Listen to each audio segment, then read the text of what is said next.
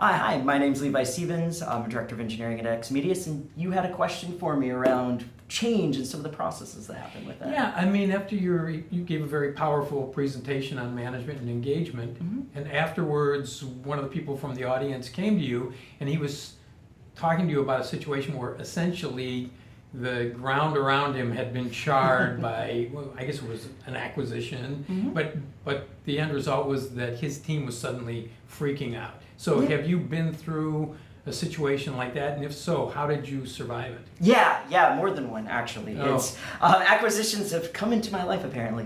It's been the last several years. There's a few principles that I would say because once again from a leadership, from a management perspective, it's keeping people engaged, right? Keeping people to help to get through this because everything, their entire lives change. First thing always I look for is how do I re-engage? How do I rebuild that trust? Because everything's changed. Maybe it's something that I've caused. There's been times where there's changes as a manager I've had to communicate that. Maybe it's a change that none of us caused, right? Acquisitions, you just don't know they're happening. So rebuilding that trust and really connecting with people, say, hey, how are you doing? How are your desires and needs that you've always had? How are they being engaged and changed? Second, too, is really communication upwards and downwards. It's not just saying, I'm going to protect my people and I'm only going to focus on them.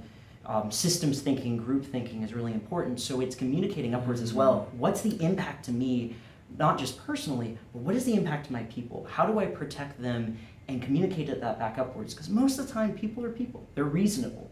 The third aspect of it is, for those times where it's a little more metrics driven, there's some of those organizations that are very metrics driven. It's, as a leader, I always try and figure out what is it that upwards that they care about. Is it a financial concern? Is there a motivation? Is there a purpose? Is there a shared sense of vision that I can communicate and pull on as I'm rebuilding trust here, that relates up here, we can get everyone connected.